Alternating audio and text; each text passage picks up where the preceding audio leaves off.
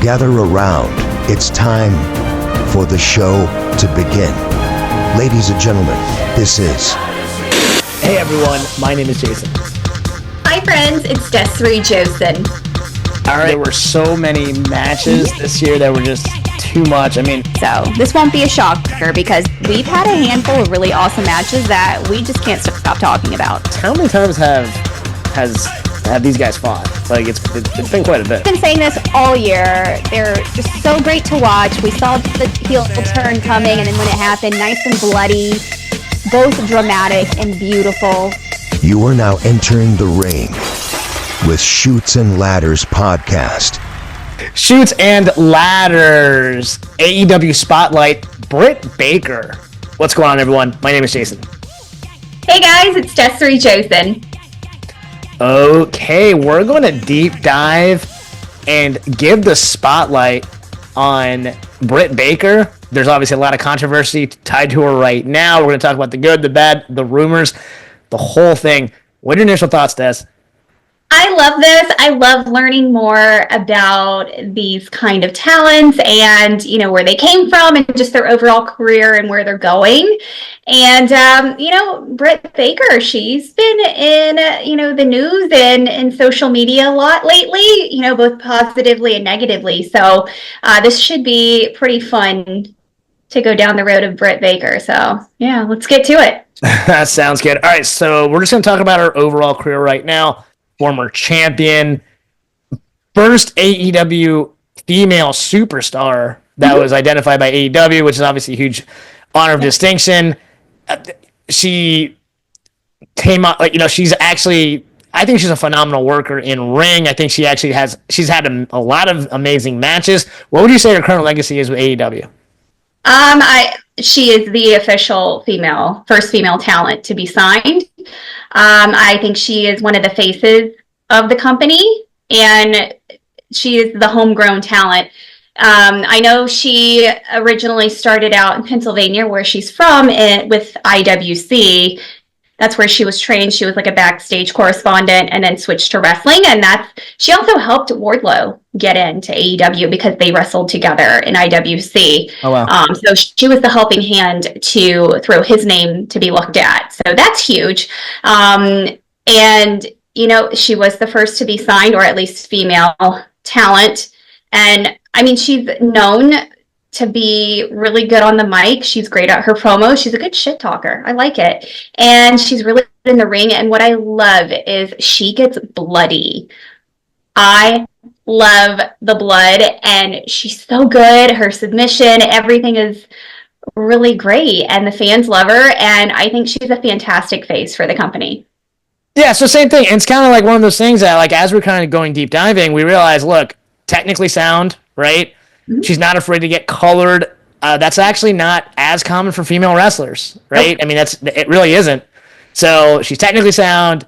She has no problem taking her body to the limit. She's great on the mic. I got to be honest, I was actually kind of really, really just starting to get high on her. Apparently, there's a lot of backstage nonsense that's going on. We don't know what's true, what isn't. As sad as it is to say, both Des and I have full-time jobs. This happens. There's a lot of times in the corporate world, there's a lot of behind-the-scenes politics and what have you. So it sucks because from a wrestling perspective, I think she has it. And so far, from her career, hypothetically speaking, if they had a Ring of Honor or Hall of Fame, I think Britt Baker would be in. So specifically, like we just said, she was the first female wrestler. And again, what she does in the ring is kind of unprecedented. So. Right. And that's the thing, it's all backstage politics, and it's all rumors too. So we don't even know the truth. And a lot of it, yes, I get it. You're super confident, you're great at what you do, you have a name for yourself in the company. She's, no lie, she probably does have an ego, but not a bad one. I don't know her. But I also feel like it could be also competition and jealousy in that locker room, because she probably is favored because she is consistent. And I get it. It's going to happen at any workplace. So that's why you got to take it with a grain of salt when you hear these articles coming out saying, oh, she is such a diva, she's demanding, she's in other people's faces. Not saying that it's not 100% right, but it's also, not 100% wrong. So That's the toss-up. And to me, I'm not looking at her because I don't know her personally. I know her in the ring, and I'm a fan of her. So be it. Same. I'm 100% with you. Speaking of that, we're gonna roll into memorable moments of AEW. When we did end of year awards, I said her promo from Forbidden Door to kind of set it, like she set the precedent right there. And basically at that point in time, you could say she was the best on the mic from the female side. And she still is, when she gets that mic time, she knows how to roll. So that kind of stands out to me. Some of her greatest matches, the ones with Statlander, I have some of these pulled up. She had an amazing match with Chris Statlander that kind of just like tore the ring up. That was at All Out. She's had multiple different matches, and again, she's not afraid to take bumps. And again, this is a lot of this is just different. So she's had a lot of great moments. What are some great moments that has stood out to you? My favorite one is the match with her and Thunder Rosa, the super bloody one, where it was just gross. Like, she's sitting there grinning with her face covered in blood, and I love it. And I want to say, when I met her at River City Wrestling Con a couple of years ago, I think that's the picture I had her autograph.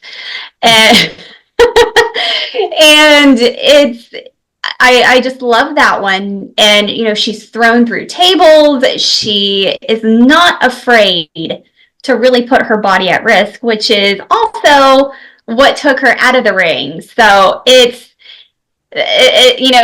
that's just part of the job. You take the risk and look what happens. But, we're talking about it now. So, but yeah, her mic skills, her feuds with everybody, like Tony Storm, Chris, Thunder Rosa, Saraya, everybody, you name it. She is fearless, and as soon as she comes back, she's ready to take on everyone. Even Mercedes Moné, I loved how she was giving her the heat. Yeah.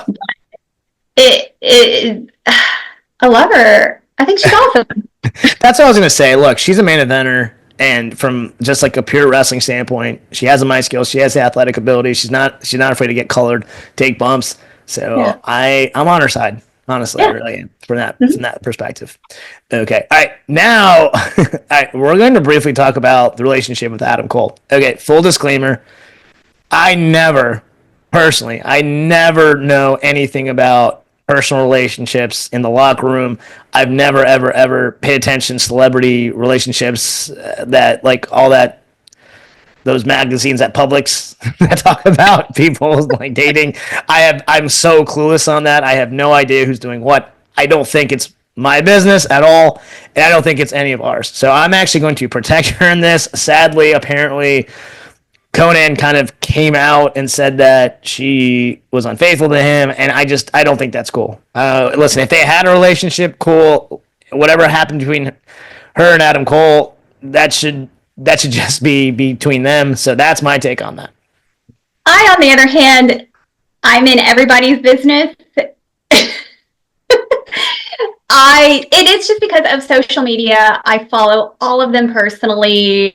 I'm reading articles, any kind of anything, and that's just who I am, because I am who I am. I love my reality TV. I love the gossip, but I understand the line, of rumors and what's really happening, and I'm not going to judge someone based on their relationship and something personal when I don't know them and I don't know both sides. So I am just someone that just stands in the background and just listens. So I'm going to admit that. But I did know that they were together. They were together for a really long time. So it's not like this tumultuous, 2-second relationship in the wrestling world. They were together for 5+ years. I'm sure it was looked at as a long-term thing. But unfortunately, life happens, and it is what it is. But what I love is that she was not considered Adam Cole's girlfriend in the wrestling world. She had a name for herself. And if anything, towards the end, that was Britt Baker's boyfriend. And, he has a name for himself. I don't know. people are going to say what they want to say for attention. So I'm sure it is what it is. So we'll just leave it at that. But yeah, if anyone knows any gossip, give it to me. Gotcha. Yeah, listen, you can have that and I'll let you roll with it. Yeah, I will just watch the matches and I'm good. But actually, that kind of transitions into the rumors as far as, potentially like, look, maybe their relationship that soured or whatever the case is that causing locker room drama or whatever the case is? And is that what a lot of this is about as far as like her just kind of keep being kept in the dark? And if that's the case, to me, that's just sad. But again, I know that's the harsh reality of just the world. Yeah. I just feel like once you get to a certain level and you're in front of the TV, you're in front of many eyes, and viewers and fans are going to have their own opinion, which is really none of her business, and it has nothing to do with her personally or Adam Cole or anyone involved.